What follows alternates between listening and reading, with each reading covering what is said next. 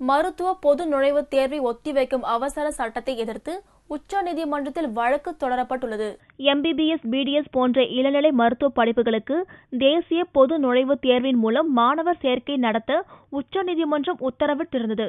ஆனால் பல்வேறு மாநிலங்களில் அந்த மாநில அரசுகள் மருத்துவ படிப்புகளுக்கான மாணவர் சேர்க்கையை நடத்துவதை கருத்தில் கொண்ட மத்திய அரசு பொது நுழைவுத் தேர்வை ஓராண்டுக்கு ஒத்திவைக்கும் வகையில் புதிய அவசர சட்டத்தை கொண்டு வந்தது. இதற்கு ஜனாதிபதி பிரணாப் முகர்ஜி ஒப்புதல் அளித்த நிலையில் மாணவர் சேர்க்கைக்கான நடவடிக்கைகள் தீவிரமடைந்துள்ளன. இந்நிலையில் மத்திய அரசின் அவசர சட்டத்தை எதிர்த்து சமூக ஆர்வலர் டாக்டர் ஆனந்த் ராய் உச்சநீதிமன்றத்தில் வியாழனன்று மனு தாக்கல் செய்தார். தனியார் மருத்துவக் கல்லூரிகளில் மாணவர் சேர்க்கையில் மிகப்பெரிய அளவுக்கு முறைகேடுகள் நடப்பதாக மனுவில் குறிப்பிட்டுள்ள அவர், பொது நுழைவுத் தேர்வின் மூலமே இந்த அவலத்திற்கு முற்றுப்புள்ளி வைக்க முடியும் என கூறியுள்ளார்.